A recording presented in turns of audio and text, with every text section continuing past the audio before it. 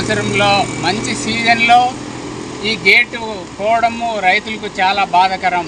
ఎందుకంటే ఈ 5 డిస్ట్రిక్టులు దాదాపుగా కనీసం అంటే 16,000 ఎకరాలు పారే వాటరు ఈరోజు ఫుల్ అయినది డ్యాము. అట్లాంటిది ఈరోజు 2 క్రాప్స్లో వస్తాయని ఆశించారు రైతులు, ఆశించాము. అయినా ఈరోజు ఇది ఇట్లా కావడం మా దురదృష్టం.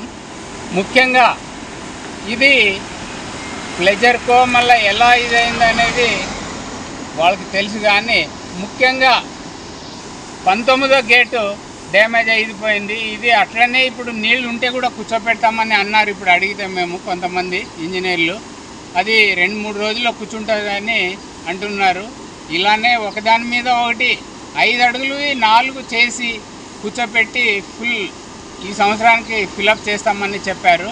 ఇది చేస్తే కొంతవరకు రైతులకి నీళ్లు కూడా కొన్ని ఉండంగానే కూడా నిలబడే అవకాశాలు ఉన్నాయి.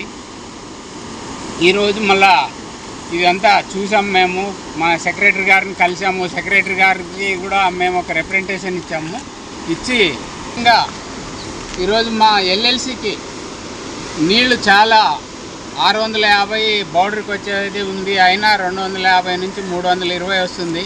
50% కూడా రావడం లేదు. దాని గురించి కూడా సెక్రటరీ గారితో మాట్లాడి కూడా రిప్రజెంటేషన్ ఇచ్చి మా నీళ్లు మా వాటా వచ్చేటట్లు చూసి మీరు పంపించాలని కూడా అడిగాము. మేము ముఖ్యంగా మేము ఈరోజు ఈ డ్యామ్ పరిశీలించేదానికి వచ్చాము.